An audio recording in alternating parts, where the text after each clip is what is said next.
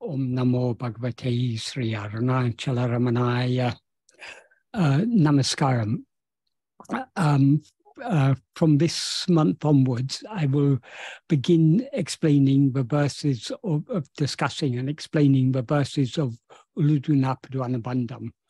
But before I begin on the first Maṅgalam verse, I will just say a little bit about the origin of the work and why it happened to be called Uڵḷadu Nāṛpadu Anubandham. That is, prior to about July 1928, there were a number of verses, of instructive verses that Bhagavan had written on various occasions. And Murugan had collected these together. And there were about 20 in number. And Murugan gave them to Bhagavan and suggested that Bhagavan should write a work in which he would explain the nature of reality and the means of attaining it. And Murugan suggested these verses could form the basis of that work. So Bhagavan began to write Uڵḷadu Nāṛpadu. This was over a period of about 2 weeks in the late July and early August of 1928. In the space of about 2 weeks, Bhagavan composed all the verses of Uڵḷadu Nāṛpadu. And as he was composing them, he and Murugan were discussing the order in which the verses should be presented, where there were gaps, where other verses could be written to fill them in. And of the original 21 verses or whatever it was, which to retain and which to set aside. And by the end, all bar 3 of the original 21 had been set aside. And even those 3 were I think 2 of them were modified by Bhagavan. Only 1 was retained as it was. So these 40 plus 2 verses formed Uڵḻadu Nāṛpadu. Uڵḻadu Nāṛpadu means, Uڵļadu means what is, what exists. In other words, what actually exists, it implies. And Nāṛpadu means 40. So Uڵļadu Nāṛpadu, that is, it simply means what is 40. That implies 40 verses on what is. And the extra 2 verses are Maṅgalam verses. Maṅgalam means they are introductory, auspicious introduction, benedictory verses, we can say. So since most of the original set of verses that Murugan had gathered together were set aside, Murugan and Bhagavan decided to retain them, not as part of the main Uڵļadu Nāṛpadu, but as a separate work, which they called Uڵļadu Nāṛpadu Anubandham. In the first edition, Uڵļadu Nāṛpadu Anubandham consisted only of 21 verses. That was in 1928, but gradually the number increased up to 30, and eventually it came up to 40 plus 1 Maṅgalam verse. So 41 verses in all. So this is, and whereas Uڵļadu Nāṛpadu is the pure teachings of Bhagavan, that is Bhagavan's teachings in their very purest and most refined form. That in Uڵļadu Nāṛpadu, Bhagavan is presenting the basic principles of his teachings. So if we understand Uڵļadu Nāṛpadu, we've got a firm ground on the basic principles of Bhagavan's teachings. Uڵļadu Nāṛpadu, on the other hand, is a mixed bag. Firstly, not all the verses of Uڵļadu Nāṛpadu Anubandham are original verses of Bhagavan. Some of them are original, but I think more than half of them, I can't remember at the moment off the top of my head, but more than half of them, I think, were verses Bhagavan translated from various other sources. So this... Sorry, I think you meant to say Anubandham is a mixed bag. Yeah, did I say Uڵļadu Nāṛpadu is mixed bag? Yeah, Sorry, yeah. yeah. I meant, sorry, I stand corrected. Anubandham, Uڵļadu Nāṛpadu Anubandham is a mixed bag. So it contains, that is, all the verses of Uڵļadu Nāṛpadu are original verses of Bhagavan, and they express the teachings of Bhagavan in their purest form. Uڵļadu Nāṛpadu Anubandham is a mixed bag. Firstly, because they're not all original verses of Bhagavan. The majority of them are translations. And secondly,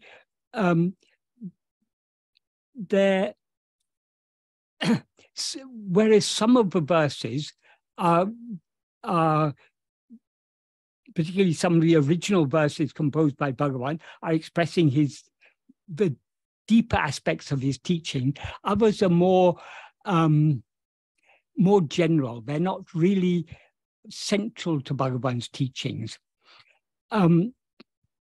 As we will see as we go along, because some of them really are not particularly relevant to his teachings at all, but they just happen to be verses that he composed.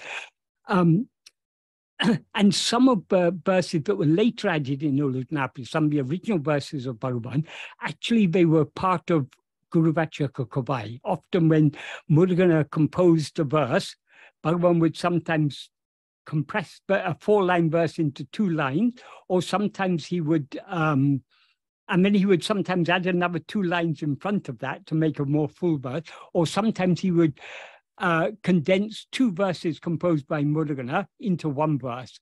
So some of those verses that Bhagavan wrote for Uڵļadu Nāṛpadu, for Guru Vachaka Kavai, were then added, were subsequently added in Uڵļadu Nāṛpadu Anubandham. So as I say, it's under various circumstances Bhagavan composed these verses. And we have to understand it, but these aren't all the purest teachings of Bhagavan.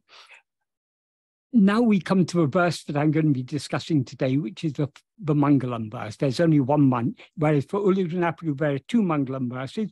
For Uڵļadu Nāṛpadu Anubandham, there's 1 Maṅgalam verse. And this verse is not an original verse by Bhagavan. Like many of the other verses of Uڵļadu Nāṛpadu Anubandham, it is a translation from Yoga Vasishtha, which in Tamil is called Jnana Vasishtha.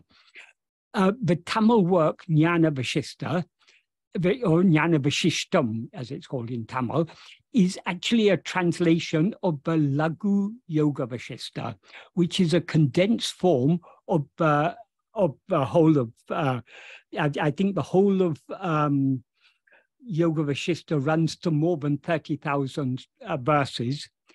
And Laghu Yoga Vasishtha, maybe, I don't know how many, a few thousand, maybe 10,000 or so. So it's a very much condensed version.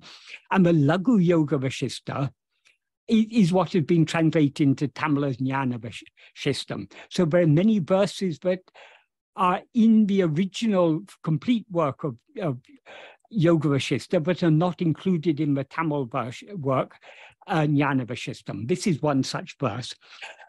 How Bhagavan came to notice this verse is once a new printing of a new edition of, well, I mean, it wasn't changing the content, but it was a new printing of Yoga Vasishtha, of Jnana Vasishtha in Tamil, was given to Bhagavan, and he was going through it, and he noticed some printing errors. So he was correcting the printing errors and slowly going through the book. And occasionally he would refer, he also had complete work in Sanskrit. So occasionally he would refer to see how it was expressed in Sanskrit. And sometimes he would notice that certain verses but were in Sanskrit were not in Tamil. So this particular verse belongs to that is Yoga Vasishtha, is a very nice work. It's full of Advaitic philosophy, also with some yoga and some other philosophies mixed in, but largely Advaita philosophy. But it's told in the form of stories. That is, the teachings are given in the form of stories, and within the stories are told to illustrate the teachings. So it is Puranic in style. That is, it's written in the style of Puranas, which are mythological stories, but the content is philosophical. So this particular verse comes from a portion of Yoga Vasishtha, which is telling the story of Janaka, King Janaka, who was the father-in-law of Lord Rama, and who was a great jnani, a great sage. In this story about Janaka, it says once Janaka, he was a king. He was a very good and noble king. One day he was walking in the gardens of his palace, and he heard some voices. These were the voices of siddhas, of sages, but they were in a bodiless form. So he couldn't see their forms, but he could hear their voices. And they were talking about the anyway, they were talking among themselves, Advaita philosophy. So there were a series of verses in the original in which they were expressing certain ideas. From that particular portion, most of the verses of that discussion that Janaka was overhearing of the siddhas talking, Bhagavan found that all bar one of the verses was translated into Tamil, but one verse wasn't translated into Tamil. So in the same meter as the verses in that portion of the Tamil work, Bhagavan translated this verse. So that's the context in which Bhagavan translated this. And it was later decided by Bhagavan and Murugan that this would be a fitting Maṅgalam verse for Uڵḷadu Nāṛpadu Anubandham, because it is very philosophical in content. Whereas Maṅgalam verses generally are prayers to some god, or at least or they can be sometimes dhyana slokas. They can be, we meditate on such and such a god. It can be the import of them. In this verse, it doesn't mention any particular god, but it mentions the ultimate reality. So that is the subject of this verse. So it is a fitting Maṅgalam for Uڵļadu Nāṛpadu Anubandham, the bulk of the contents of which are Advaitic in their import. So I'll first read the verse and its meaning. The verse, actually, it's quite a long verse, and it consists of 2 sentences. But to make it easier to follow, I will read one clause in Tamil and then one clause in English, just to give the gist of it. So what Bhagavan says is, edaṉkaṇṇē nilaiyāhi yirundiḍumiv ullahum ellam. That means, in what all this world steadily exists. That's the first clause. The second clause is edaṉkaṇṇē. That means of what all are. The third clause is edaṉiṇṭṛiv vaṉaittulahu meṛumōmaḥ. That means from what this entire world arises. And then mattru 𝘕vaiyāvu edaṉporuṭṭā.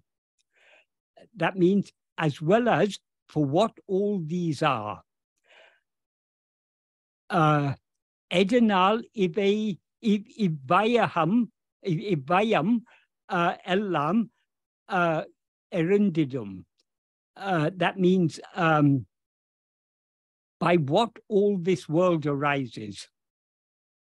And the next clause is vellāmu meduvē. That means whatever this all is. All these in all these clauses, he's saying in what, of what, from what, for what, by what, and then whatever by all this is. Then the concluding clause is adutane yuḻaporuḻāñ. That means that itself is the existing substance. So that's the end of the first sentence. So in what all this exists, of what all these are, from what all this arises, for what all these are, by what all this arises, whatever all this is, that itself is the existing substance. And then that's the first sentence. And then the second sentence is sattiyamā maccorupam mahattil vaippām. That means let us hold that sarupa, which is satyam, which is real, in our heart. Swarupa means our own nature, one's own nature. So the implication is that what he referred to in the previous sentence as yuḻaporuḻāñ, which means the same as satvastu in Sanskrit. In other words, the existing substance, in other words, the one real substance, the one thing that actually exists, that is, because in the next sentence he refers to it as that sarupa. That means that it implies that existing substance is our own real nature. Therefore, we should hold it or cherish it in our heart. That is the conclusion. So it is a type of dhyana sloka. We are meditating, that it's calling upon us to meditate on our own real nature, which is that in which all this world exists, of which all are, from which this entire world arises, for which all these are, by which all this arises, and what all this actually is, that itself is our own real nature. That is what we should meditate on in the heart. So if I slightly expand the meaning of the verse to bring out the implication a little bit more, in this is the explanatory paraphrase in which I've added some word to help clarify the verse. In what all this world seemingly steadily exists. The word seemingly is not there, but that's implied. Of what or whose all are. From what this entire world arises, appears, or originates. Also, for what or because of what all these are, by what this world arises, appears, or originates, and whatever all this is, that itself is yuḻaporuḻāñ, the existing substance or sattvastu, the one and only substance that actually exists. Let us always hold, keep, cherish, or meditate on that sarupa, our own real nature, which alone is real, in the heart. Let us keep that in the heart. That alone, that is which alone is real, is a relative clause that refers to swarupa. So the main clause of this second sentence, let us hold or cherish that swarupa in our heart. And that implies let us meditate on it. There's also this second sentence also has an alternative meaning, because we can split the final word is vaippām, which means may we or let us put, place, hold, keep, guard, cherish, or meditate on. So that's a verb. We can also split it as two words, as vaippu, which means treasure, and is. So this second sentence can also be taken as a statement. That swarupa, which alone is real, is the great treasure, is the treasure in our heart. In other words, it's the treasure of divine grace that always exists in our heart.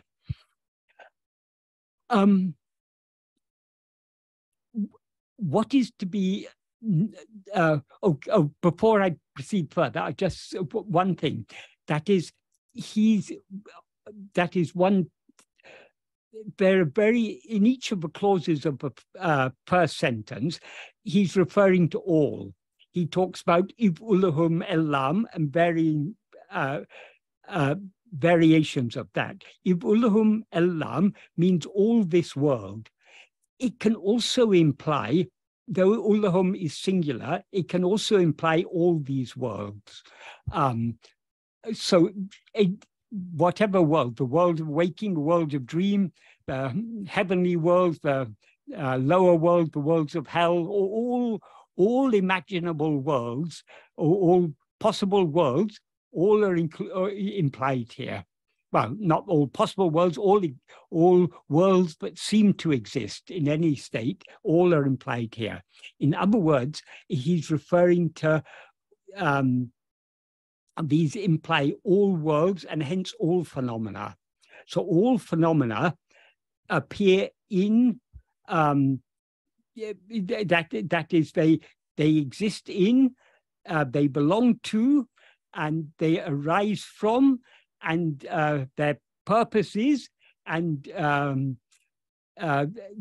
they arise by means of, and they actually are this one yuḻaporuḻ. That's the idea.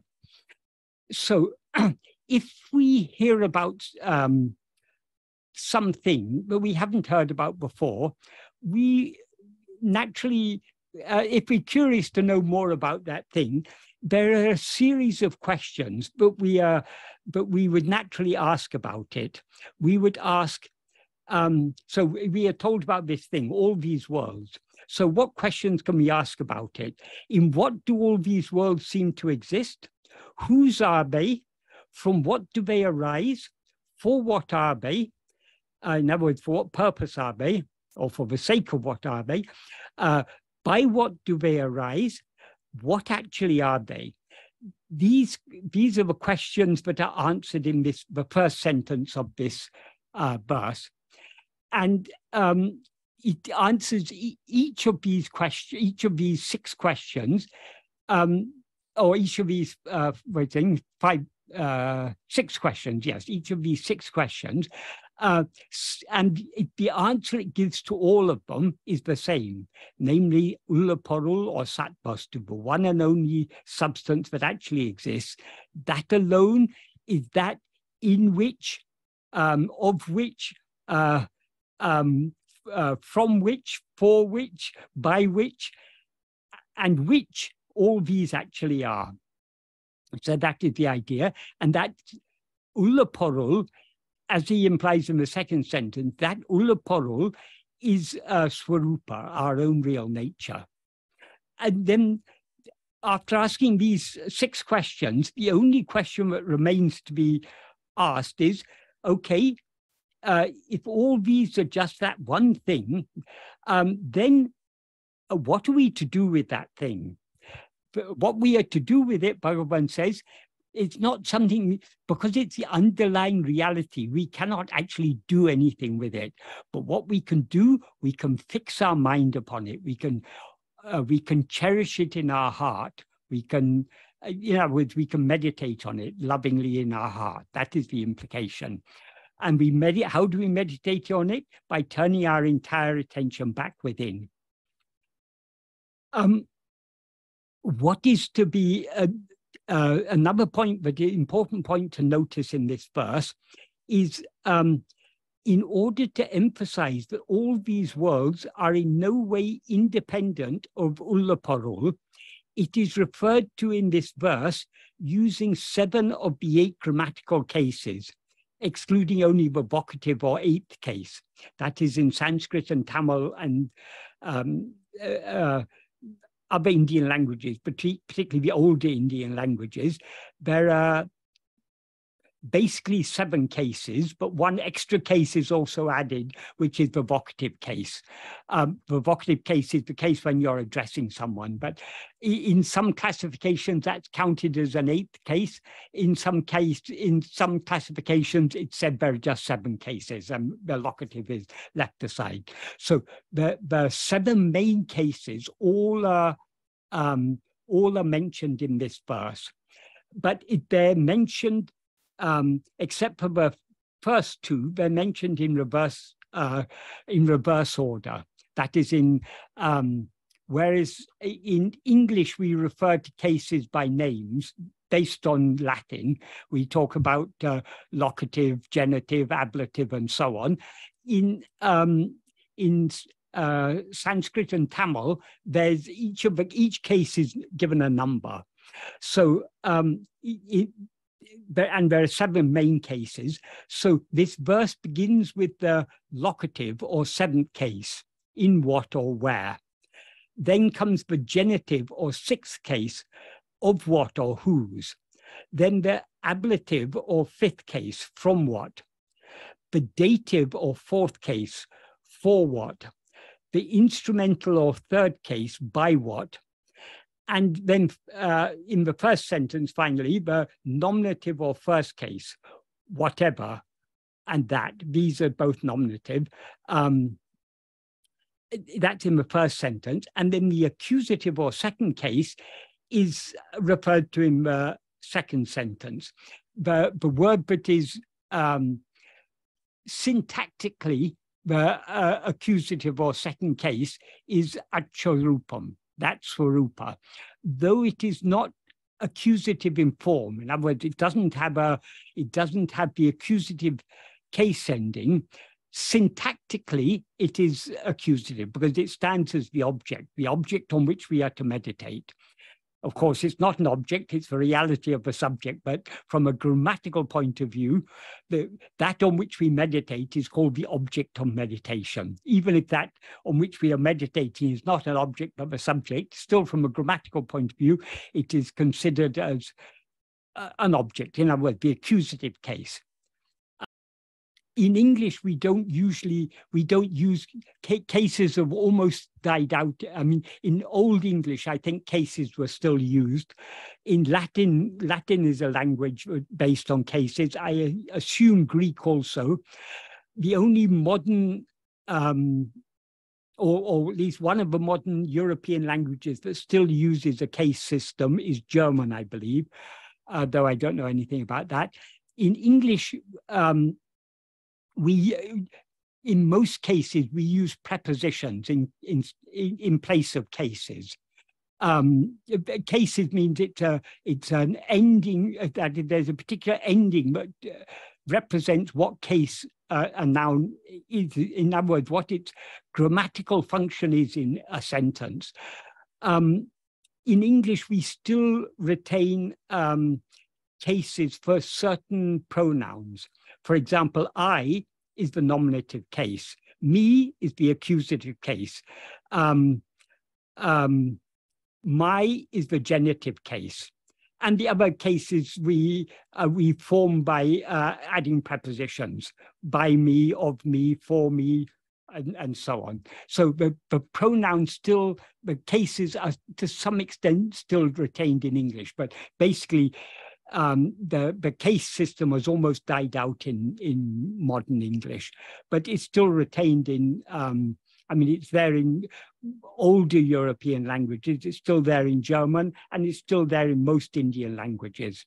But for example, whereas Sanskrit has 8 cases or 7 main cases and 1 addition plus the vocative case, I believe in Hindi, which is one of the languages derived from Sanskrit, nowadays they only use 3 cases. And the other cases they represent in other ways. Like, I don't know whether they use prepositions or what it is, but they don't have the full case system in Hindi, which is a relatively modern language. But like Sanskrit, Tamil is a very ancient language, so it still uses all the cases. Sorry, that's just a bit of grammar, but it's just to explain this significant point about this verse. But why is this significant from a philosophical point of view? By using all these 8 cases, it shows that this world is in no way independent of yuḻaporuḻāñ. Every possible relationship it has with yuḻaporuḻāñ. Of course, yuḻaporuḻāñ has no relationship with, that is, the reality has no relationship with the world, because in the view of the reality is satchit, pure being, pure awareness, in the view of which there is nothing other than itself. But from the perspective of the world, it is wholly dependent on the satvastu, the yuḻaporuḻāñ, which is the one thing that actually exists. So if we go through each of these cases, he begins by saying edaṉkaṇṇē. That means in what, which is a locative or seventh case form of edu, which means what. In what all this world exists firmly or steadily. Though it says the world exists, though it implies the world exists steadily, this is from our perspective. The world seems to be very steady, it's very fixed, very permanent. It is not actually so. It is only seemingly steady. It doesn't actually exist at all, according to Bhagavan's teachings and according to Advaita more generally. So in what all these are. So how can we, in what sense does this world exist in Brahman? Just like waves and foam and bubbles and so on exist only in the ocean. They have no existence independent of the ocean. They exist in the ocean, and okay, we'll stick to in. So they, just like the waves and everything exist in the ocean, all this world exists only in Brahman. And just like the waves and the foam and the bubbles all belong to the ocean in the sense that they are not separate from the ocean. The waves, whose waves are the ocean?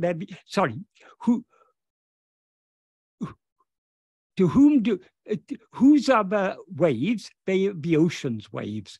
Like that, whose are all these worlds? They are Brahman. They belong to Brahman, the yuḻaporuḻāñ, the sattvastu. That is, they have no independent existence.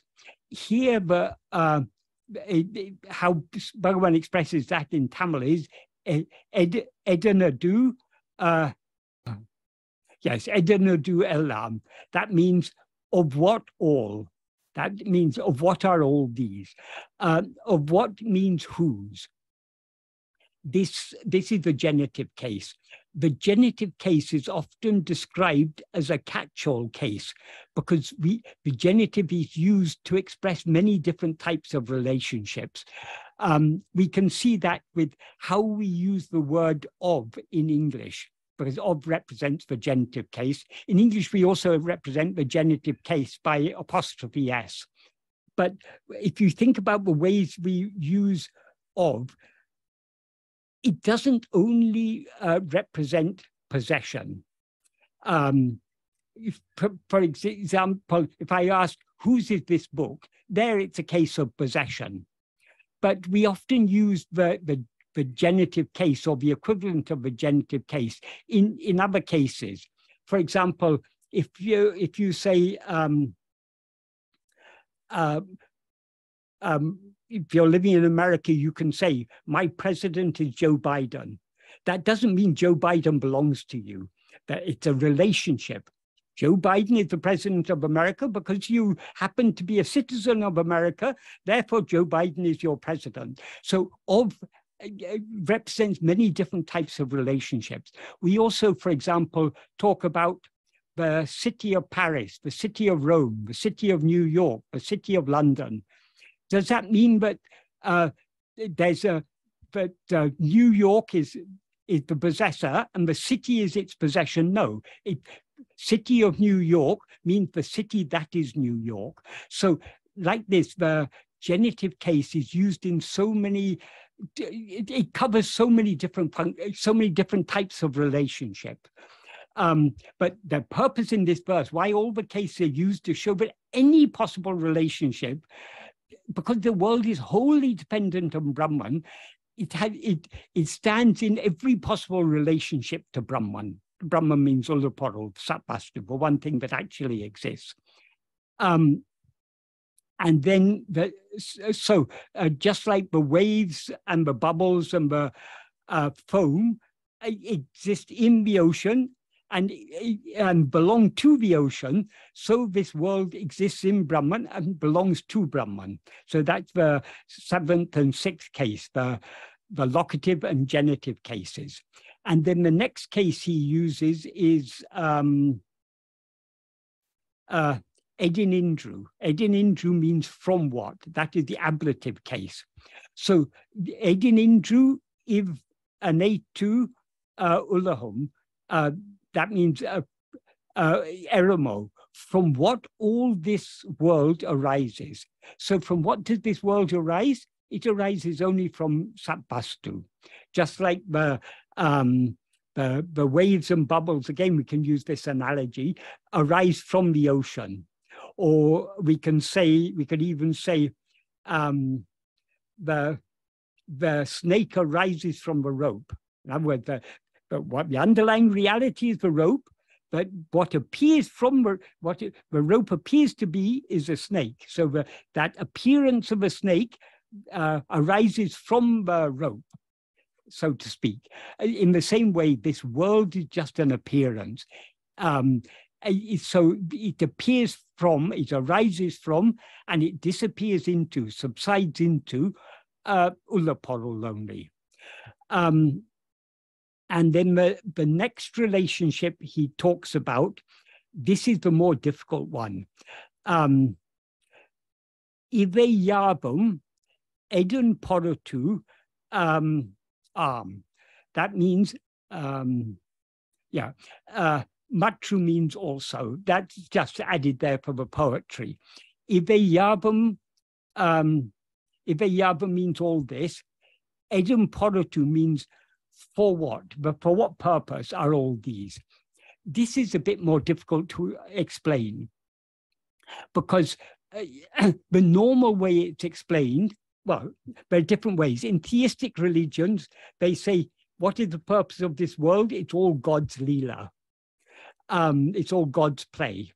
That's one way of viewing it, but that's from a more theistic point of view. This verse is not expressed from a theistic point of view, so that doesn't fit here. Another explanation that is sometimes given is that this world, the nature of this world is suffering. That is, we live in this world as bodies. And when we, as a body in this world, we are born, we grow up, we go through all the pains of childhood and adolescence and everything, and then we take on responsibilities. We have to work for a living and so on and so on and so forth.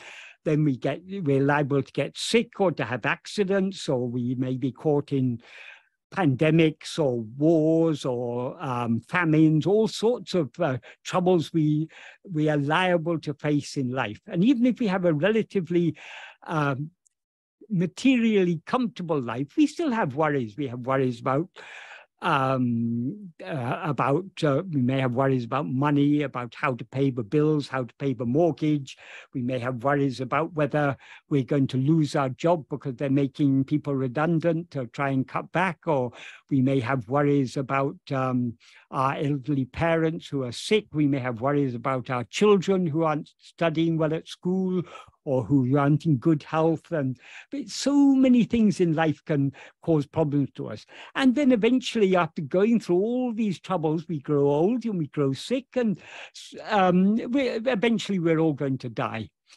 And and some don't even get to old age. Some die of disease or accident or war or whatever. Or disease, even in relatively young age. So this world, if we are honest with ourselves, this world is a source of great trouble to us. Though we are very attached to this world and we expect to get happiness from this world, we will all be disappointed because happiness doesn't lie in this world. So it is sometimes said the purpose of this world is to teach us, but clinging to the body and world is a source of suffering, and thereby but in other words, this world is like a school. We come here to learn the lesson, but not to seek happiness in this world, because though we all start off seeking happiness in this world, we are all disappointed, and eventually we come to understand happiness is not to be found in the external world. So it is often said the purpose of the world is to teach us vairagya, to teach us desirelessness, and thereby to turn us in.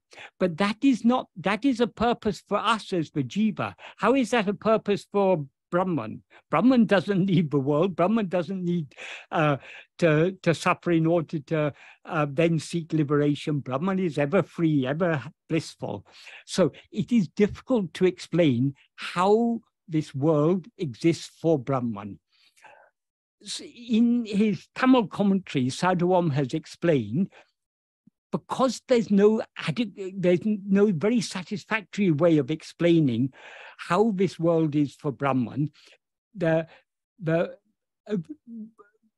one way we can explain it is, as Bhagavan says in the first verse of Uڵḷadu Nāṛpadu, because we see the world accepting one first thing, one first principle, with a power to appear as many, is the one best option. In other words, Bhagavan is advocating that we should accept that there's one underlying reality, and that one reality has a power, with a power to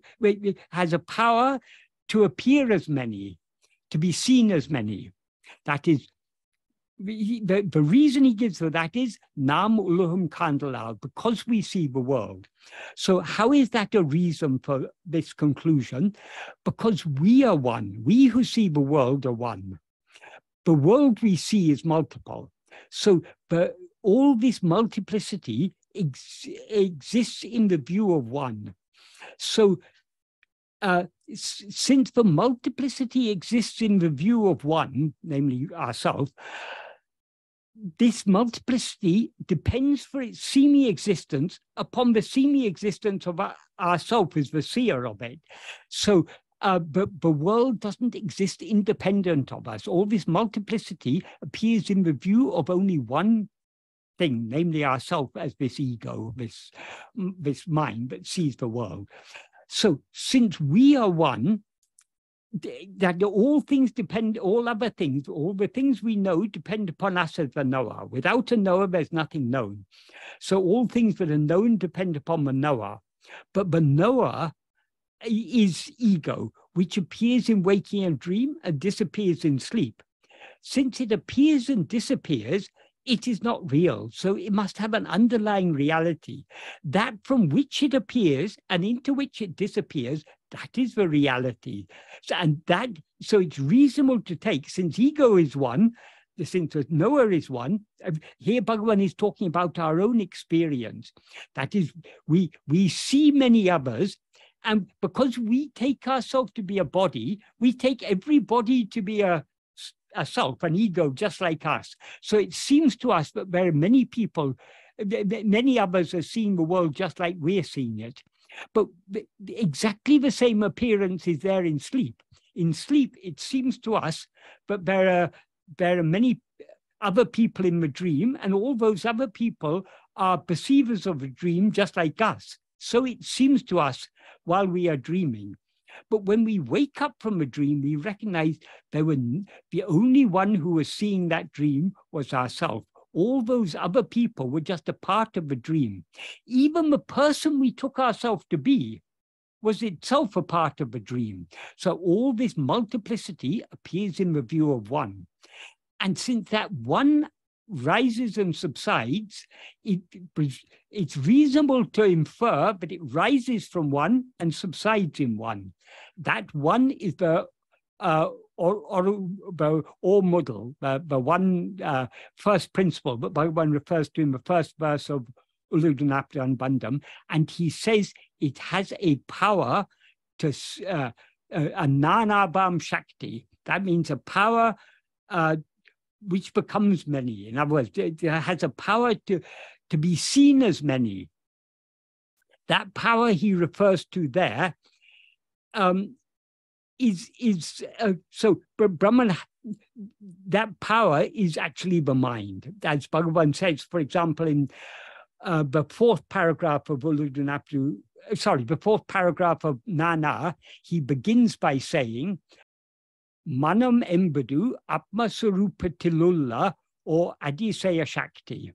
That means the mind is an Adiseya Shakti that exists in Atmaswarupa. Adiseya Shakti means an extraordinary power. And then he goes on to say, Adu sakala nilaiyāhi totru vikindradu. It causes all thoughts to appear. It makes all thoughts appear. And then he goes on to say, if we removing all thoughts, if we see, there's no such thing as mind other than thoughts. That the mind doesn't exist separately. There's no separate thing as mind. The mind is nothing but thoughts.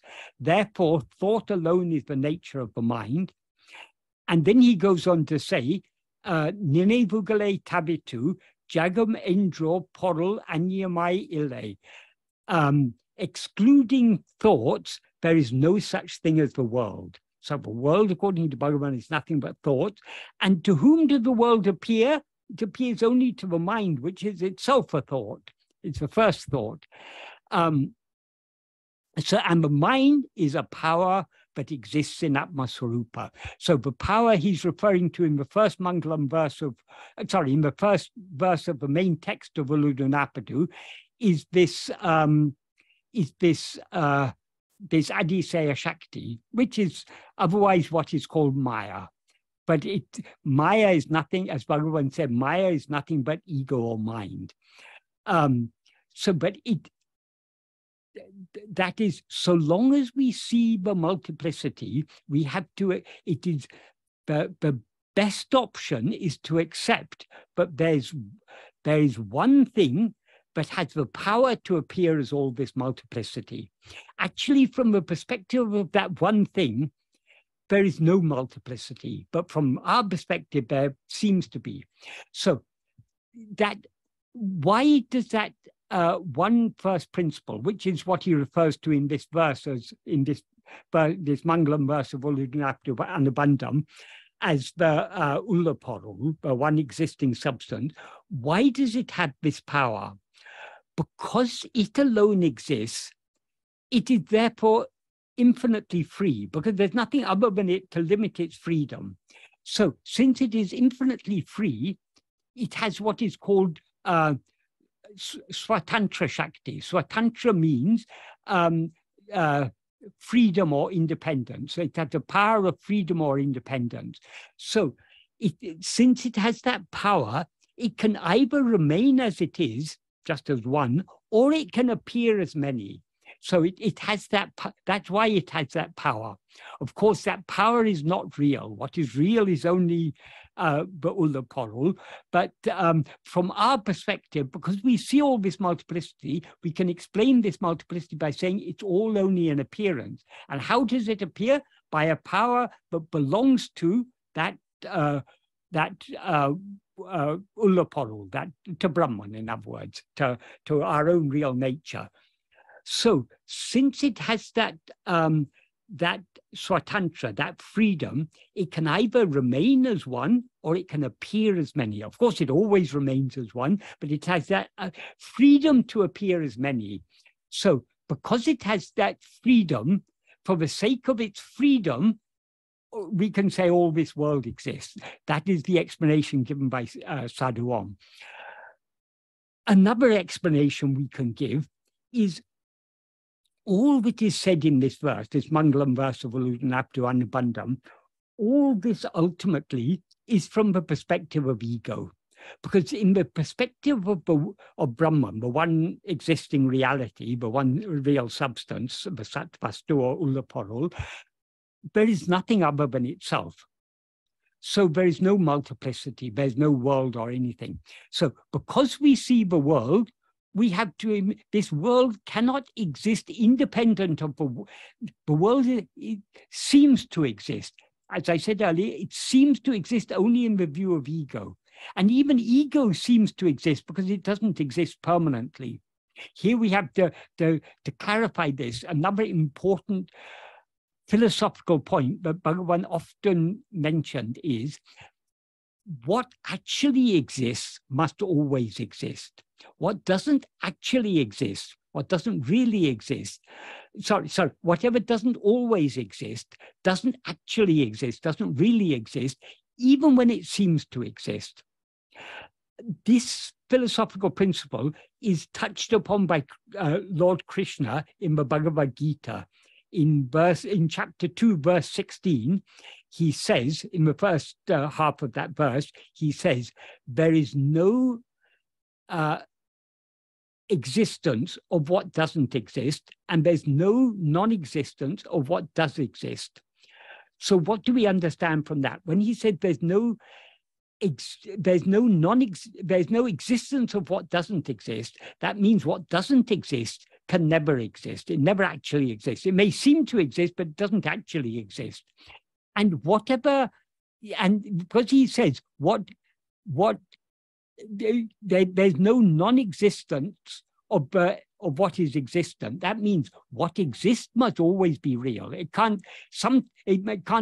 must always exist. It can't exist at some time and not at another time. If it were existing at one time and not at another time, it would be switching from existence to non-existence. So it wouldn't actually exist, because what actually exists mean when we say something actually exists or it really exists, what we mean, or what we should mean, is that it's intrinsically existent. To explain this, we can use that is, existence is not a property. Existence is something more fundamental than any property. But we can illustrate this using properties as an analogy. So take the property of heat. There are many things that are hot, but not everything that is hot is intrinsically hot. For example, if you cook your food is hot. Well, it's just after you cook it. If you leave it for some time, it becomes cold again. But just after you've cooked it, it's still hot. It's just fresh from the fire, fresh from the oven. So it has the food you're eating is not intrinsically hot. It's borrowed its heat from somewhere else. Where is it borrowed its heat from? It's borrowed its heat from a fire. The fire is intrinsically hot. You can't have fire without heat. Fire is by its very nature hot. So heat is an intrinsic property of fire. It is not intrinsically an intrinsic property of our food or our tea or our coffee or whatever else we may have heated up. So if something has a property that is not intrinsic, it must have borrowed it from some other source. So if you make a cup of tea or coffee, the heat of the tea or coffee comes from the hot water from which it's made, and that hot water derives its heat from the kettle in which it's made, and the kettle derives its heat either from a fire or from a heating element, but basically it's from fire in some form. Even if it's from an electric heating element, though the electric heating element is not intrinsically hot, but fire in that is induced in that by the electricity is intrinsically hot. Fire is always hot. It's its very nature. So anything that is not an intrinsic property must come from something. It must ultimately come from something that has that intrinsic property. That's the analogy. So in the case of existence, whatever doesn't exist always is not intrinsically existent. So it borrows its existence from something else. So all phenomena seem to exist in whose view? Only in the view of ego. So they derive their semi-existence from the semi-existence of ourself as ego. And ego doesn't always exist. It appears in waking and dream. it disappears in sleep. So ego is not intrinsically existent. So ego doesn't actually exist. Though it seems to exist, it doesn't actually exist. So from where does ego derive its semi-existence? It derives its semi-existence from the real existence of ourself. What is actually existing is Sat-Chit. That is the pure being, pure awareness, which is what shines as I am, our own existence and our own fundamental awareness, I am. That is what actually exists, because that exists in waking, dream, and sleep. So we have never and could never experience anything without being aware of our being. So our being and our awareness of being are fundamental. They are what actually exists. So ego, which is the false awareness, I am this body, I am this person, derives its semi-existence from the real existence of I am, our own real nature. So the one thing that actually exists, the yuḻaporuḻāñ, is, as Bhagavan says, implies in this verse, it is swarupa. Swarupa means our real nature. That is our own being, our own fundamental awareness, I am. Since everything that is talked about in this world, in this verse, that all the worlds that are referred to,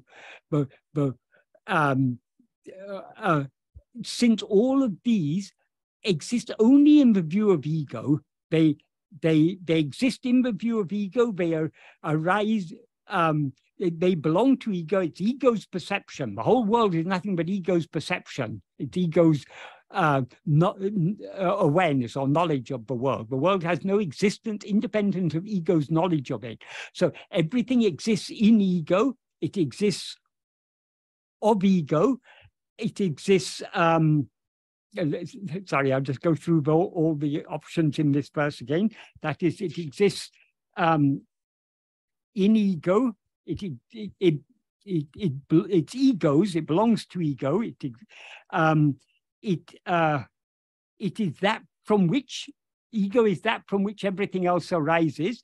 Ego is, I'm not saying ego is uḷllaporuḻāñ, by the way. Ego is that for which all these, that is, all this is only for ego, but all this appears, and it is that by which all this is made. That is, as Bhagavan says in verse 26 of Uḷḷadu Nāṛpadu, ahandeyundayin aneitumundahum. If ego comes into existence, everything comes into existence. Ahandeyindrail indruanatum. If ego doesn't exist, everything doesn't exist. Ahandeyāvamām. Ego itself is everything. Ādalal yādu iduentu nādale ovadal yāvamenor. Therefore, investigating what this is giving up everything. What does Bhagavan mean here? Why does he say if ego comes into existence, everything comes into existence? Because whenever we rise as ego, we take ourselves to be a body, and we are consequently aware of the world and so many other phenomena, both the physical phenomena of the world and all the mental phenomena that seem to be inside our own head, all the thoughts, feelings, and so on. So all these phenomena, they appear only in the view of ego. So if ego comes into existence, all these things come into existence. If ego doesn't exist, how can any of these things have any existence? Because all these things are nothing exists independent of ego's perception of it or awareness of it. So now I'm looking at a computer screen in front of me. This computer screen is just my awareness of it's a mental impression. It has no existence independent of me who am seeing it.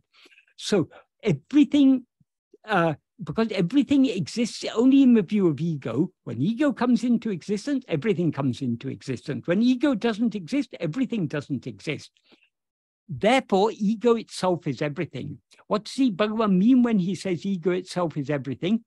As I said, all phenomena are just mental impressions. And that mind that is impressed with all these things, the substance of that mind is ego. So nothing is other than ego's awareness of it.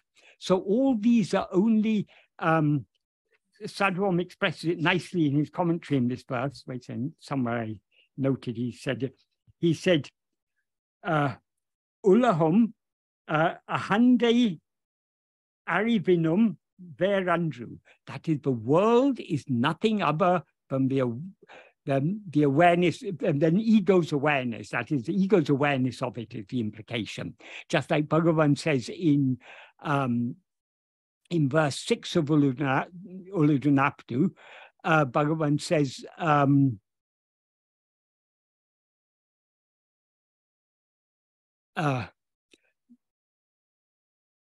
the world is a form of 5 sense impressions, not anything else. Here I'll just add a comment. Sense impressions means sights, sounds, taste, smells, and tactile sensations. These sense impressions are actually mental impressions. So the implication is that all these, the world is nothing but mental impressions. Those 5 sense impressions are impressions to the 5 sense organs. Since the mind alone, or since the one mind, it can be taken either way, perceives the world by way of the 5 sense organs, is there a world besides the mind? In other words, what Bhagavan implies here, if the world is nothing but, it consists of nothing but these 5 kinds of sense impressions: sights, sounds, tastes, smells, and tactile sensations. And these 5 sense impressions, they are impressions respective to the 5 sense organs. But it's not that the eyes are not seeing, the ears are not hearing. They are the eyes and ears and other sense organs are like windows. What sees through the eyes, what hears through the ears, what feels through the skin, what tastes through the tongue, what smells through the nose, is only the mind or ego. That is the perceiver of all these things. So since the mind alone perceives the world by way of the 5 sense organs, is there any world besides the mind? The implication is the world is nothing but mental impressions. So mental impressions are mental. They belong to the mind. In other words, they belong to ego, the perceiver of them. So the world has no, that's why Bhagavan says, Handeya Yāpamam, in verse 26 of Uڵļadu Nāṛpadu. Ego itself is everything. That is, when we dream, we, the dreaming mind, see ourselves as the whole dream world. We see ourselves as a person in that dream world. We see so many other people. We see so many things happening. But all these are nothing but our own mind. So the mind is seeing itself as a world. Ego is seeing itself as a world. So since all this is a dream, Bhagavan says, ego itself is everything. Ego is seeing itself as all this world. So this world has no existence whatsoever independent of ego. Ego is that in which, of which, for which, by which, that is, all this is projected by ego. It's only ego has, just like the dreamer projects the dreamer is ego, so ego is the projector of all this. So by all this is by ego. And all this ultimately is ego. But in this, so this is Bhagavan's analysis. But this is an intermediate step. This isn't what is being said in this Maṅgalam verse, because this Maṅgalam verse skips over this step of ego. It says all these it appears in Brahman, it belongs to Brahman, but Brahman means the yuḻaporuḻāñ, the Satvastu. It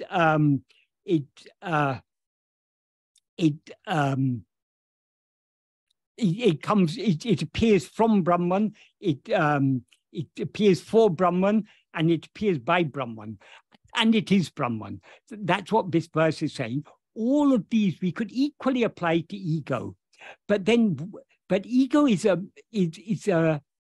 that is in Bhagavan's analysis. All this is ego, and if ego instead of looking outwards to see this world, turns within to see who am I, ego will subside and merge back into its source. Ego will then see itself as uḻḷaporuḻ, as the one, as Satchit, as Brahman. When as soon as ego sees itself as Brahman, it ceases to be ego and remains as Brahman.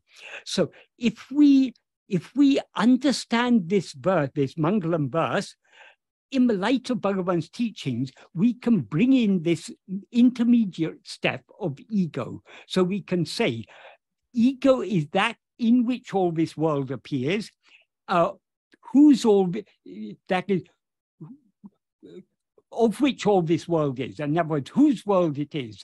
The world is ego's perception. So it has that. The world belongs to ego, so to speak, in the sense that it is all ego's perception. It arises from ego. It all appears for ego, and it appears by ego. So all these relationships are there with ego, and if ego investigates itself, and it all is ego, that's the other step. But if ego investigates itself, it finds itself to be Brahman. So the immediate substance of all this is ego. The ultimate substance is the uḻḷaporuḻ, the one existing substance, the substance that actually exists. So if we introduce this intermediate step and understand that all this world appears only in the view of ego, then that's another way in which we can explain for which, because all this world is for ego for the reason I explained, because the world is a place of misery. That no one is denying that we don't experience joy here and there in this world, but the price we pay for the few pleasures or joys of this life is all the suffering that comes along with it. So ultimately, this world is not a satisfactory place. So the world is there to teach ego, but its own unsatisfactory nature, in order to teach ego to turn within, and thereby to merge back in its source and remain as the one uḻḷaporuḻ that it always actually is. So we can explain the four by also bringing in this intermediate stage. But so that's, I mean, Sadhguru has explained in one way. This is an alternative way of explaining it. Both explanations are valid from viewing it from different perspectives. So coming back to the main verse, that is the difficult one to explain, as I say, is for which, or for what. Then the next one is by what. By what is the instrumental case. That is, all this world, this world appears in the reflected awareness, the Chittabhasa, called ego. So it's only in the view of ego that the world appears. But the light by which it appears is only the Chittabhasa is a seeming awareness, or a reflected image of awareness. The original awareness is the uḻḷaporuḻ. In other words, the mind derives its limited awareness from the pure awareness, the real awareness, that is the real substance, that is the uḻḷaporuḻ. So it is only by that light of pure awareness reflected in this mind, but all this world appears. And that is the uḻḷaporuḻ is the light by which the world appears, and it is also the substance, it's also the being, that the world has no existence independent of Brahman. So Brahman alone is the substance.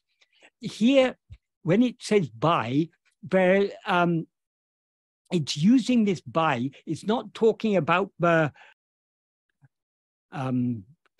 it's not talking about the nimitta karana. Nimitta karana means the active cause. So, for example, if you have a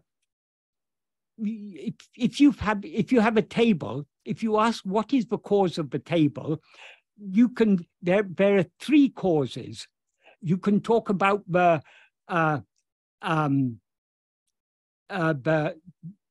what in Tamil is called the mudal karanam. I think it's called mudal karanam, which is the material cause of the table. The material cause of the table is wood. I think in Sanskrit that's called upadana karana or something. I can't. Upadana karana. Upadana karana. Yes. So the wood is the material cause of the table. The nimitta karana, the active cause, is the carpenter.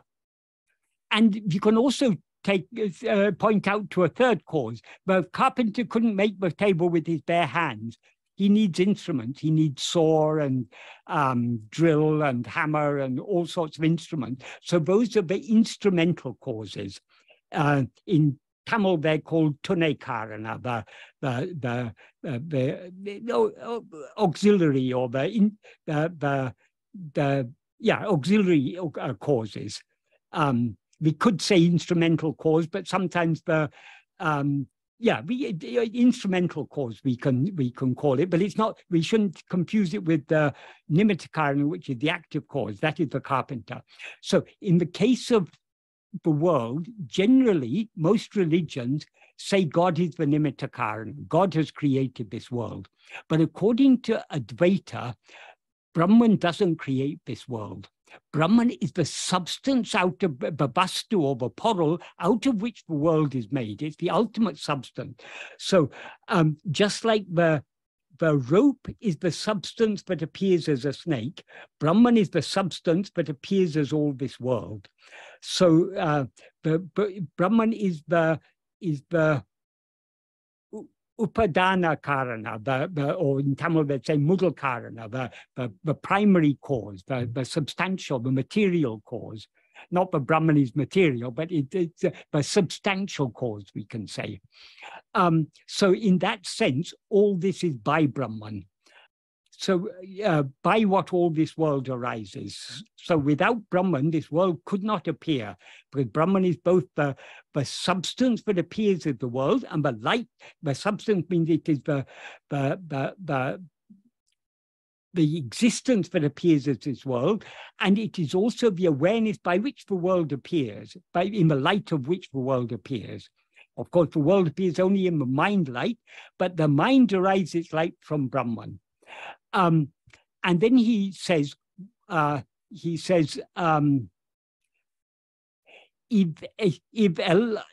vellāmu eduvo āhum, whatever this all is. In other words, Brahman is not only that in which the world appears, of which the world, whose the world is, from which the world arises, for which the world arises, and by which the world arises. It's what the world actually is. There's no world other than Brahman. So all this entire world is whatever all this is. And then the main clause, adutāne yuḻaporuḻāñ, that itself is the existing substance. So in other words, the existing substance, uḻllaporuļ or sat vastu, is that in which all this world exists, whose all this world is, from which this world arises, for which they are, by which they are, and what they actually are. So all that covers 6 of the 7 cases. That leaves only the second case, the accusative case, which is the case for the object. So in other words, if you do something with something, that which you, if you've got a football, if you kick it, the football is the object. You who kick it are the agent of the action. So taking that as the object, what are we to do with it? As Bhagavan says, let us hold that in our heart.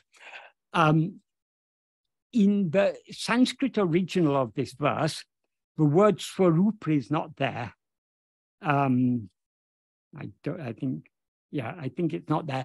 But Bhagavan has clarified, but what that one existing substance is, it is Swarupa. In other words, it's our own real nature. It is that which, that Satchit, that existence awareness, but is ever shining in our heart as I am.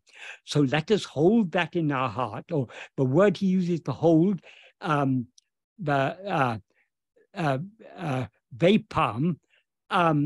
is this is an optative form of the verb, vai, which means to put or place. It also means to cherish or to guard. So let us cherish that in our heart. That implies let us lovingly meditate upon it. Let us fix our whole attention on that alone, because that all this world is just an appearance. None of this is real. What is real is only that underlying reality, that yuḻaporuḻāñ, in which, of which, from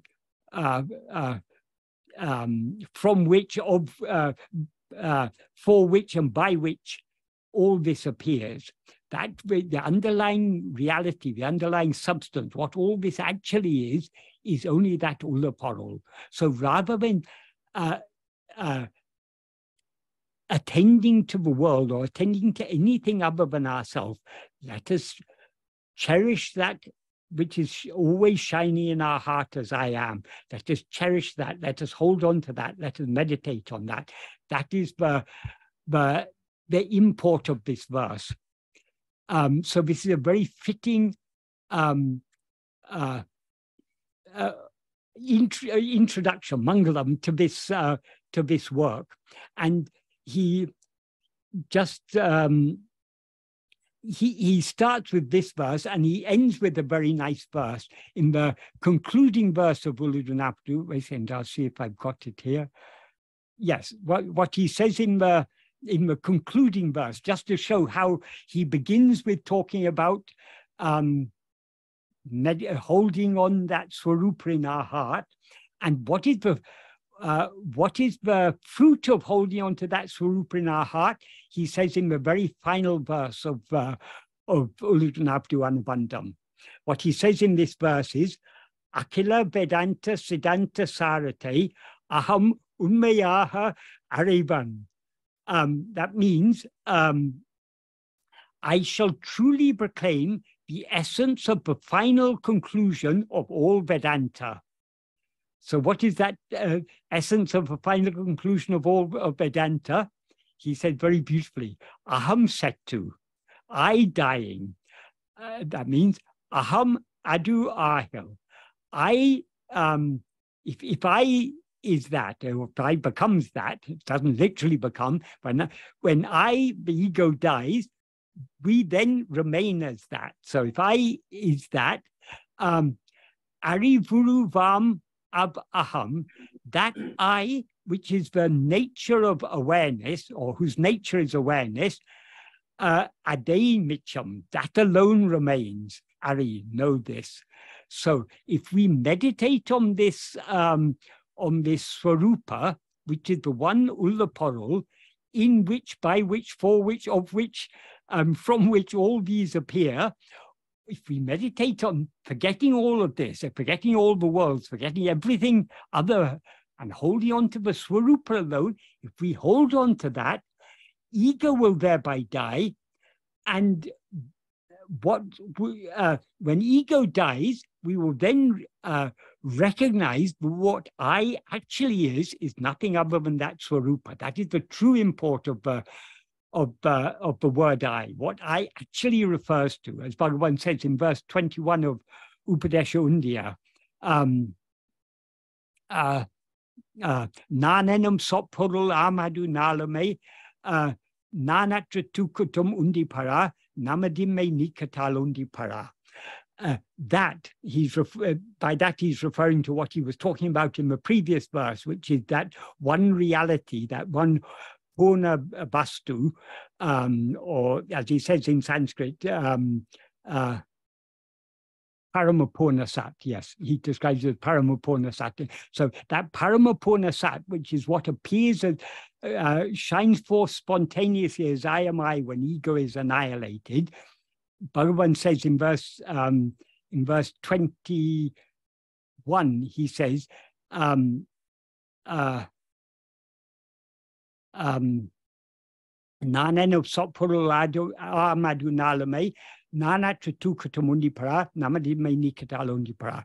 That, referring to that parapurna sat that appears as I am I, that is always the true import or the real import of the word I. Why? Nānatratukatum namadimainikatalo, because of the absence of our non-existence in sleep, which is devoid of I. When he says sleep is devoid of I, the I that is absent in sleep is ego. But we exist there. So the real I, what we actually are, does not cease to exist in sleep, even though ego ceases to exist. So this, what we actually are, that alone is the real import of the word I. So in this final verse of Uڵļadu Nāṛpadu Anubandham, when he says, aham settu, aham adu āhil, that means I dying, if I becomes that, that means when ego dies and we experience ourselves as that means the one real I, the sattvastu, the yuḻaporuḻāñ. When we remain as that, when we are just that I, that pure I, arivuruvam abaham, that I, which is which is the form of awareness, it literally means, that means of the nature of awareness, that I whose nature is pure awareness is the implication, ade micham, that alone remains. So if we hold on to this swarupa in our heart, ego will die, the whole world will disappear along with it, because the world exists only in the view of ego, and what will remain is only that one pure I. The one, that I, the I in its true form as pure awareness, unadulterated by any adjuncts. That is, ego is that same I mixed and conflated with adjuncts. When ego dies, what remains is just a pure I, unadulterated by any adjuncts. So this is what all of Bhagavan's teachings are about. This is what Uڵļadu Nāṛpadu Anubandham is also about. Although there are miscellaneous things there, as I say, it's a mixed bag, but the central theme running throughout it is represented by this first and last verse, this first verse and that last verse. Sorry, I've spoken for a long time, but I hope that was a useful explanation. Thank you, Michael. If anyone has any questions, please post on the chat box and we will post it to Michael in order received. So I was looking at this verse, and one of the things that came, I was thinking to myself, how divine has ordained it in such a way that this one verse happens to be the very few, among the few, that was not translated into Jnana Vasistha. Well, right. In that particular section, that particular that conversation between those siddhas, it was the only verse that wasn't translated, so it was left to Bhagavan to translate it. Exactly. No, what I mean, like, it's just I can't even think of, imagine how and why that would happen. Why. But like that. Later on, there's some other verses later on. I think I'm just trying to remember the number. I'll tell you in a moment. Yes, verses 26 and 27. There was in the original Yoga Vasishtha, the complete work, there was a chapter with 10 verses, all with generally the same import. Only 6 of those were selected for Laghu Yoga Vasishtha. So only those 6 were translated in the Tamil Jnana Vasistham. But in Jnana Vasistham, 2 verses were combined as one verse in Jnana Vasistham. So in Jnana Vasistham, there are 3 verses, but represent 6 out of 10 verses in the in the original Jnana Vashistam. So the other 4 remaining verses, Bhagavan translated as these 2 verses, 26 and 27 in Anubandham. Wow. It shows that the most important ones were left to Bhagavan to translate. Yes. After a few hundred years. Yes. How many years gap is that? Well, Laghu Yoga Vashistam is probably about 1,000 years old. And Jnana Vashistam is probably, I don't know, I have no idea. But it's a many few hundreds of years old. Yeah, it's a few hundred years old. So interesting. And all of that happens to just find its way in here. Yeah. So any questions on this verse? So I haven't seen. Okay, here there's one question here. So there is a question from Mira: can ego ever know pure awareness on its own? Since pure awareness is subtler than ego, ego perceives the world using the sense organs, but can it on its own perceive the pure awareness, its own source, like waves rising out of ocean? No, ego can never experience pure awareness because pure awareness can never be an object of awareness. What knows pure awareness is only pure awareness. However, though ego can never know pure awareness, the whole purpose of Bhagavan's teachings, the whole purpose of Atma-vichara is we as ego are trying to experience pure awareness. We're trying to experience ourselves as pure awareness. And though as ego we can never experience pure awareness, if we follow this path Bhagavan has taught us, attending to ourselves, we as ego will eventually come to see ourselves as pure awareness. However, as soon as we see ourselves as pure awareness, we cease to be ego, because ego is the impure awareness, I am this body. Pure awareness is just the awareness I am, the awareness of being, Satchit. That is pure awareness. Ego is the adjunct mixed awareness. So the adjunct mixed awareness can never know pure awareness as an object. But when it tries to know itself as pure awareness, the adjuncts drop off, and the pure awareness I am, which is the essence of ego, the reality of ego, that alone remains. This is what Bhagavan means in this final verse. I dying. That the I that is to die is ego. That is and how ego dies, the adjuncts drop off, and the pure I alone remains. That is why he says, Adain Mitcham. That Arivuruvam Aham Ade Mitcham mean that I, which is of the nature of awareness, which is pure awareness, that alone remains.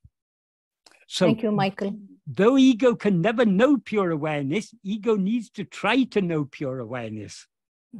So, because only by knowing pure awareness will it cease to be ego and remain as pure awareness. So may I ask something? When the ego drops, the ego drops, can we do our work during waking state without the doership? Who is the we you're referring to? Do you mean ego? The ego. But ego has dropped. Oh, when the ego, the doership drops. Do you want Brahman to do its work? No, Brahman does not work. So it's only a witness consciousness. So all this, our existence as a person and our life in this world all exists only in the view of ego. Can ego do its work in sleep? No. Can you do ego, your work? No world. You have so many duties and responsibilities. Why are you not doing any of your responsibilities in sleep? Because you don't exist. There's no ego there. Yes. Thank you. This is where Bhagavan's teachings are so special. Bhagavan has nowhere before has it been so clearly emphasized. As I say, like this verse we talked about today. Here, there's no mention of ego here at all. The only implication when he says vaippām, let us the arm there implies us. Let us meditate, or may we meditate. So that we who is to meditate on Swarupa is ego. If ego meditates on Swarupa, it will lose itself in Swarupa, and Swarupa alone will remain. So this verse doesn't mention ego, whereas according to, if you read Uڵḷadu Nāṛpadu, the main text, the central theme of Uڵḷadu Nāṛpadu is that everything depends upon ego. And if ego investigates itself, it thereby merges back in its source, and what the underlying reality alone remains. Yes. This, as far as I'm aware, this has not been brought out so clearly. Particularly the point, one point the Bhagavan emphasized very clearly in Uڵḷadu Nāṛpadu, particularly in verse 25. In verse 25, he summarizes what he says in so many other verses. That is, ego is a formless phantom. It's formless because it's got no form of its own, and it's a phantom because it's got no substance of its own. So how does it, why does this ego seem to exist? What is the nature of this ego? Bhagavan says, urupatri undam, grasping form, it comes into existence. Yes. That doesn't mean that by grasping form it comes into existence, because it has to exist in order to grasp form. That means as soon as it comes into existence, it grasps form. But the rising of ego and its grasping form are one and the same thing. Urupatri nikkam, grasping form, it stands. Urupatri undu mika ongam, grasping and feeding on form, it flourishes abundantly. So what is this form Bhagavan is talking about there? Since ego is a formless phantom, whatever forms it grasps are things other than itself. So all objects or phenomena are forms. So it is the nature of ego is to rise, stand, and flourish by grasping form. Ego feeds upon form, feeds upon phenomena. That means every thought, every phenomenon, every object, every event, everything is a form. Anything that you can distinguish from any other thing is a form. Yes. So ego is constantly grasping things other than itself. I mean, he says, uruvittu urupatram, leaving form, it grasps form, because we cannot stand for a moment as ego without grasping form. And of course, the first form we grasp is this body consisting of 5 sheaves. But then he says, teidinal otum pidicum, if sought, it takes flight. Or even more literally, if seeking, it takes flight. In that word teidinal, if seeking, there is neither a subject nor an object. That is, who is to do the seeking and what is to be sought is not specified. But the implication is, if ego seeks itself, in other words, if it seeks its own reality, if it seeks to know who am I, what it actually is, it will take flight. That means it will run away. What do you mean by saying it will run away? It will subside and dissolve back into its source. Because, why is that? Because ego is that which is aware of itself as I am this body. This body means this form of 5 sheaves, as he says in verse 5 of Uڵḷadu Nāṛpadu. Uru pancha kosa uru. So the body is a form of 5 sheaves. So ego is that I that rises and is aware of itself as I am this body of 5 sheaves, this form of 5 sheaves. So ego first grasps that. It is ego that is grasping this form. The form is not grasping ego. No forms can grasp ego because ego is a formless phantom. It's a very slippery customer. We can't catch it, or at least nothing else can catch it. Even we can't catch it because if we look for it, it'll run away. It's like as Bhagavan said, like the bridegroom's friend, the wayfarer who posed as a friend of the bridegroom, who happily feasted for 5 days. The bride's party thought he was the bridegroom's friend. The bridegroom's party thought he belongs to the bride's party. He was enjoying himself. When the whole wedding came to an end and everyone was leaving, then when the bride and bridegroom's party sat together to discuss how everything went, Then they started to ask, who is that very helpful young man? As soon as he found they were beginning to inquire about him, he slipped away. Yeah. Such is the nature of ego. So long as we take ego for granted, it does all mischief. It bosses over us. But if we begin to investigate, what is this ego? Who am I? This ego will slip away. This is, as far as I'm aware, in the vast ocean of Vedanta Sastras, nowhere has this been so clearly and explicitly expressed. You could argue that it may be implied here and there, but nobody has expressed it so explicitly. This is the very essence of Bhagavan's teaching. This is what Bhagavan's teachings are all about. This is the unique secret that Bhagavan has revealed to the world. This we can say is the first law of nature. All the laws of physics and everything, those are all secondary. They're all to do with the appearance. But the first appearance is the appearance of ego. And the law of nature of this ego is that it rises, stands, and flourishes by grasping things other than itself. But if it tries to grasp itself, it will subside and disappear.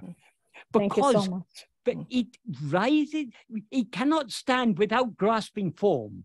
So if instead of trying to grasp form, if it tries to grasp itself, because it's grasping itself, but it's no longer grasping the form, the adjuncts, the upadhis will drop off, and the pure I alone will remain. Aham setu, aham adu ahil, arivuruvam abaham ade micham. That is, I dying, if I becomes that, or if I remains as that I, which is of the nature of awareness, that alone will remain. Thank you. Thank you so much. Right. So I have a couple of questions. It's similar theme, but just sort of looking at it from different angles.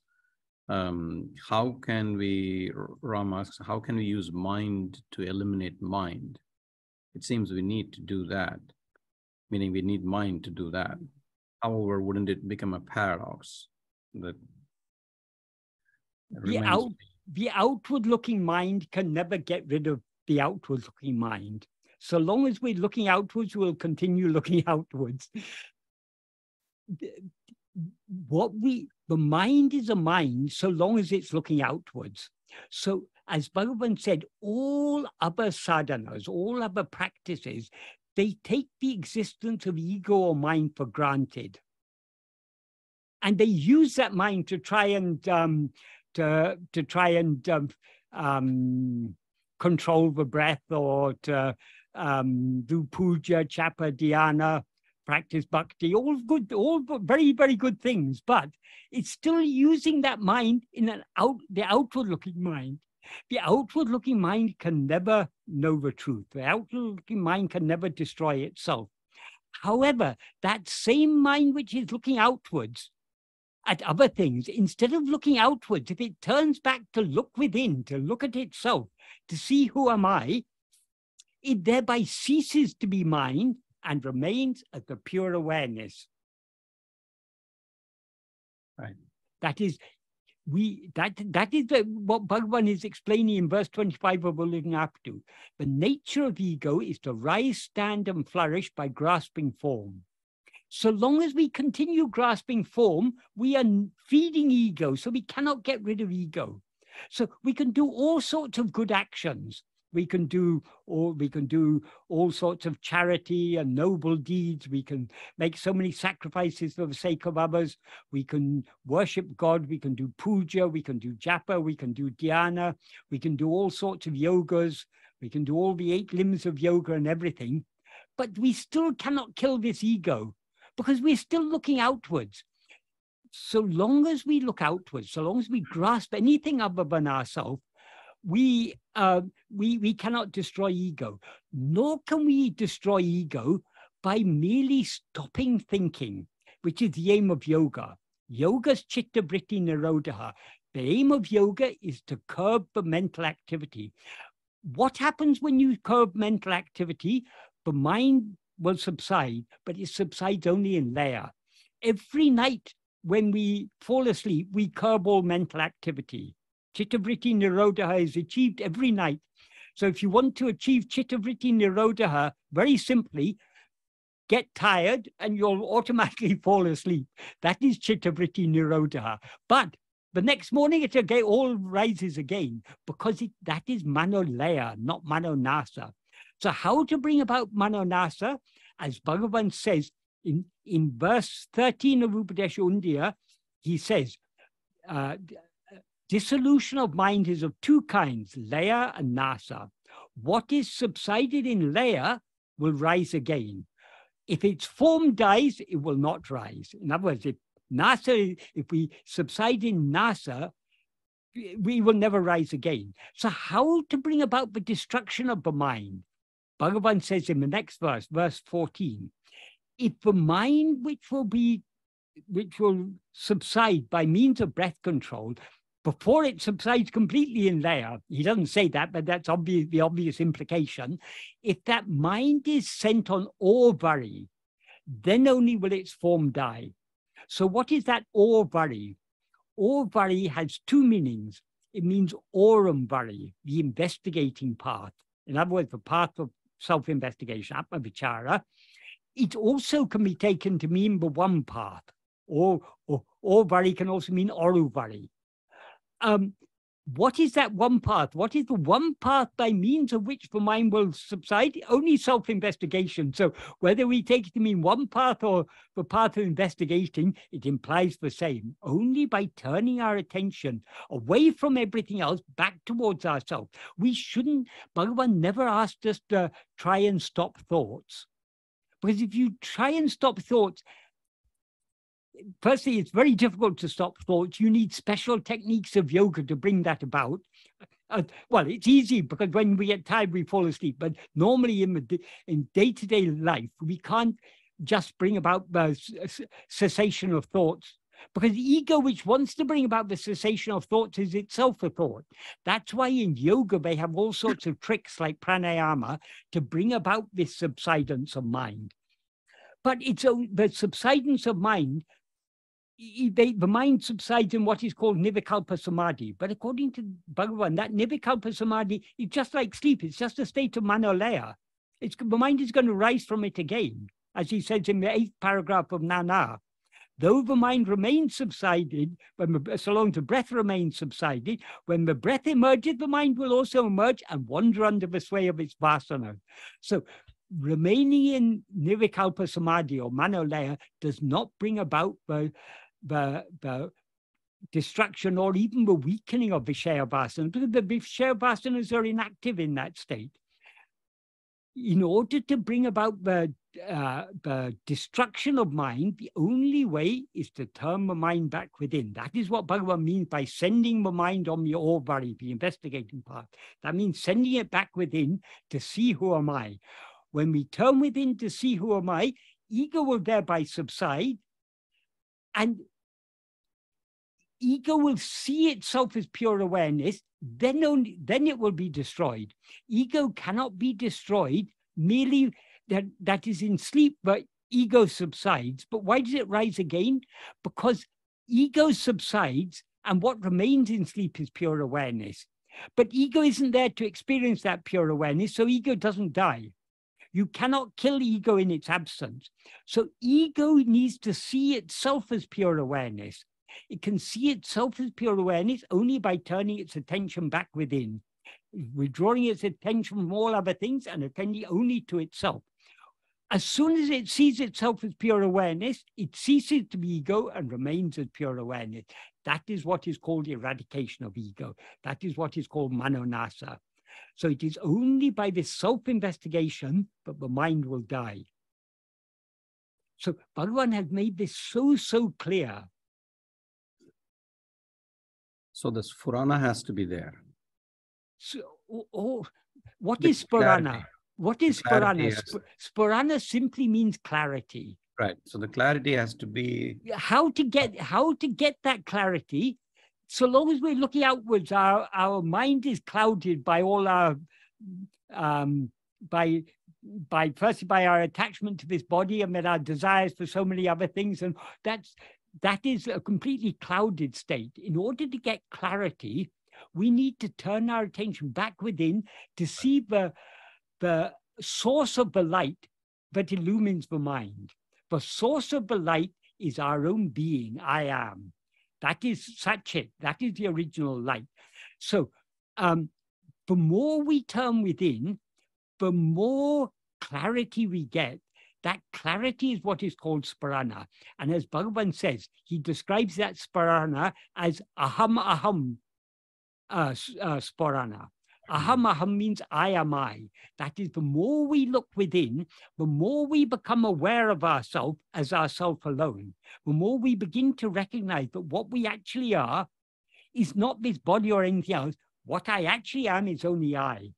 So during the practice of self-investigation, we experience sparana to a certain extent. The deeper we go in the practice, the more brightly that sparana shines. And when we go deep enough within, we then get swallowed by that sparana. And then what originally appeared as sparana, as a new clarity, will be recognized to be sahaja, our own real nature. Right. So sparana is, people talk about sparana as if it's some special thing. It's not. There's nothing special about sparana. Sparana is it's just that inner clarity, which is ever shining, but which we are generally not looking at because we're looking outside. We are misusing that clarity to know this world. And we think we know this world very clearly, whereas in fact, our knowledge of the world is nothing but confusion, darkness. If we want to know clearly, we need to clearly know ourselves. So we can experience the sparana only by turning within and see it ever shining in our heart as our own being. Thank you, Michael. Fenton says he heard a Bhagavan quote from another teacher, and within quotes, the I removes the I and yet remains the I, end quote. So can you verify if this is an accurate quote of Bhagavan's? I think that sounds like it's a reference to this final verse of Uڵḷadu Nāṛpadu Anubandham, in which he says, I dying, if I becomes that I, which is the form of awareness, alone remains. We in such cases, we need, if I dies, then how can I become that? And how can I alone remain? We need to understand what is meant here by I. Here, I or aham, when he says aham setu, that I refers to ego. Aham setu means I dying. What is the I that can die? Only the adjunct mixed I, namely ego. When that I dies, it dies when the adjuncts drop off. Then what remains is just the pure I, and that which is of the nature of awareness, and that alone is what remains. Thank you, Michael. So I think that pretty much matches that. What was the quotation again? The I removes the I and it remains the I. Well, I is to be removed, and thereby we are to remain as I. That is, ego is to be removed, thereby we remain as ego, and then, ego is to be removed, then we remain as I, as the pure I, and then the pure I alone remains. Right. So the first two I refers to the ego, and the last I refers to... No. Well, yes, I suppose so. But the first I refers to ego. The second I, when he says aham adu ahil, if I becomes that, or if I remains as that, that means when ego is dead, thereby we remain as that. Adu there refers to Brahman. When we remain as that pure I, then that pure I, which is of the nature of consciousness, alone remains. Right. So the final I is the Uڵḷadu. Yeah. Which always exists. The same I, but without adjuncts. Exactly. There is only ever one I. But when that I is seemingly mixed with adjuncts, as I am this body, I am this person, I am Michael, I am Bruce, I am whoever, that is that is ego. When that same I remains without any adjuncts as the pure I, that is Sat-Chit, that is Brahman, that is what we actually are. Right. So for last question for today, and what is the ego or mind before it identifies with the body? From Sandy.